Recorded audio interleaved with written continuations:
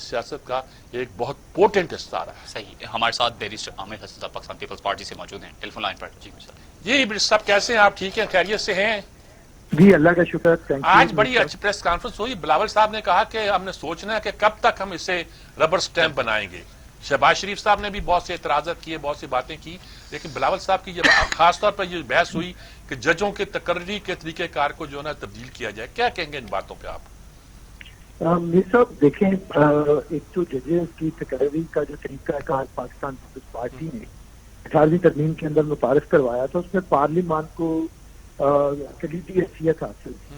لیکن بعد میں آپ کو پتا ہے ججز کی انٹروینشن سے پھر 19ویں ترمیم آئی اور اس میں ججوں نے ہی تقرر کے اندر ایک پاورفل رول اختیار کر لیا.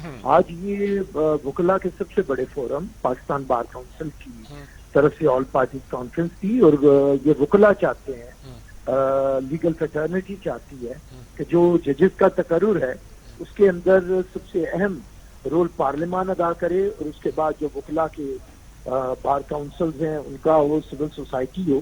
تو یہ ہم نے چارٹر آف ڈیموکریسی میں بھی کیا تھا اور اب آج بھی سگنیچر ٹھیک ہے دونوں بڑی پارٹیز نے، تو انشاءاللہ اسی کے ذریعے. اور دوسری بات جو آپ نے فرمائی ہے، بلاول صاحب نے اس پارلیمان کو ربر اسٹیمپ جو کہا ہے، سب کی آپ کے سامنے اس کی حیثیت ہے. اور اس حکومت نے اس پارلیمان کو صرف بوقت ضرورت ٹیشو پیپر کی طرح استعمال کیا ہے. ادروائز وزیر اعظم تو کبھی بھی اسے حیثیت نہیں دیتے. یہ کلیکٹیو وزڈم کا فورم ہوتا ہے، لیکن انہوں نے اسے گالم گلوچ کا اڈا بنا دیا ہے. اور جو ان کے لوگ ہیں، جو ان کی تقریریں ہیں، جو ان کی گفتگو ہے، جو معیار انہوں نے پارلیمان کا کر دیا ہے، وہ ہم سب 22 کروڑ لوگوں کے لیے باعث شرم ہے. تو میں سمجھتا ہوں کہ اسی پہ بات آج ہوئی. اور کل جس طرح اسپیکر صاحب نے پروسیڈنگز کو کنڈکٹ کیا ہے، یہ تو ایک سیاہ دھبا ہے پاکستان کی پارلیمانی تاریخ میں اور قانون سازی کے اوپر، کہ جس اجلت کے اندر قانون پڑھے جا رہے تھے، نہ کسی کو سمجھ آ رہی تھی، وہ تو اس طرح رٹا رٹایا کوئی سبق تھا اور وہ سنایا جا رہا تھا اور لوگ ہاتھ کھڑے کر رہے تھے. اسی کو ربر اسٹیمپ کہتے ہیں. قانون سازی کا طریقہ کار ہے. جہاں پہ پارلیمنٹری ڈیموکریسی ہے وہاں پہ گفتگو ہوتی ہے، پہلے بل ٹیبل کیا جاتا ہے، اس پہ رائے عامہ ہموار کی جاتی ہے، انٹیلیجنسیا کو، آپ کی سول سوسائٹی کو، آپ کے دوسرے گروپس جن کے متعلق وہ قانون سازی ہوتی ہے انہیں انوالو کیا جاتا ہے. پھر پارلیمنٹ کے اندر کمیٹیز کے اندر وہ آتا ہے، پھر پارلیمنٹری پارٹیز ممبر پارلیمنٹ اس پہ گفتگو کرتے ہیں. لیکن کل تو آپ نے دیکھا کہ کیا زبان بندی تھی وہاں پہ، کہ parliamentary leader of the opposition کو نہیں بولنے دیا. دوسری بڑی پارلیمنٹ جو لیڈر ہیں اپوزیشن کے چیئرمین صاحب، انہیں نہیں بولنے دیا گیا.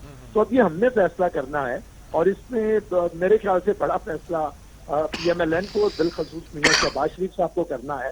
میں سمجھتا ہوں کہ اگر وہ active role as opposition leader play کریں گے تو یہ حکومت ٹکنے کی نہیں.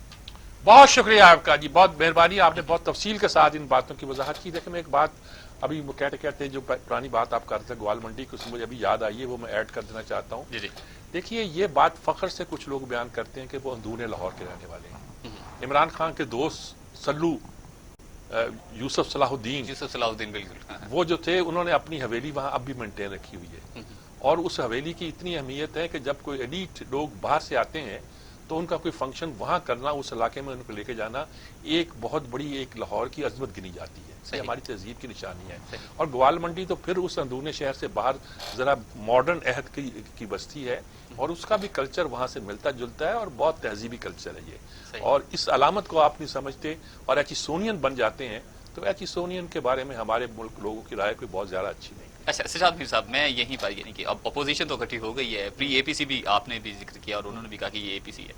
کیسے دیکھتے ہیں کہ اسپیکر صاحب کے خلاف جو عدم اعتماد کی تحریک لانے جا رہے ہیں کہ یہ واقعی سنجیدہ اس کے سمبولک ہے؟ یعنی کہ یہ خود یہ لوگ کہہ چکے ہیں کہ اگر اسپیکر کے خلاف عدم اعتماد کی تحریک لائے تو اس کا مطلب نہیں ہے کہ وہ کامیاب ہوگی.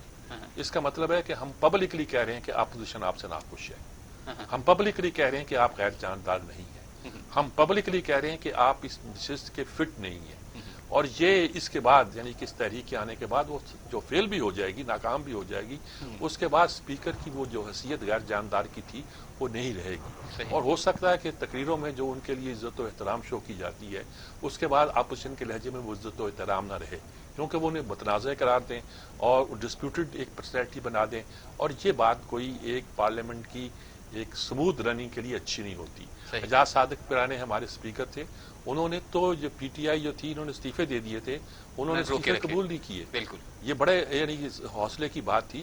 وہ چاہتے تو سب کو فارغ کر دیتے، صحیح. وہ چاہتے تو صورتحال ایسی تھی کہ بائی الیکشن کرا کے دوسرے لوگوں کو بھی آ سکتے تھے، لیکن انہوں نے ایک حوصلے کا ثبوت دیا. ہماری اس نشست پر بڑے بڑے لوگ بیٹھے رہے، مولوی تمیز الدین جو ہمارے ہاں ڈیموکریسی کی ایک بہت بڑی علامت تھی، اور جو جسٹس منیر کا فیصلہ خلاف آیا تھا وہ مولوی تمیز الدین کے خلاف آیا تھا. انہوں نے پارلیمنٹ کے وہاں پہ وہ کیا تھا، اور اسے پاکستان کی تحریک کا ایک بہت بڑا سمبل گنا جاتا ہے اور ہماری جمہوریت کا. تو ہمارے اسپیکر ایسے رہے ہیں جن کا احترام ایک یعنی کہ آج تک لوگوں کے دلوں میں باقی ہے. میں اور لوگوں کے نام بھی گنوا سکتا ہوں، لیکن خام خواہ پارٹیزن ہونے کی ضرورت نہیں ہے. یہ سمجھ لیا جائے کہ اگر آپ ایک غیر جانبدار اسپیکر کے طور پر اپنا امیج نہیں بنائیں گے تو پارلیمنٹ بھی جو ہے اس کی وقار اور اس کا عزت وہ بھی ڈاؤٹ فل ہی رہے گا. صحیح. سجاد مجھ سے بریک پر جانا ہے، بریک سے جب لوٹ کر آئیں گے تو مزید گفتگو کو آگے بڑھائیں گے. ٹیک اپ بریک.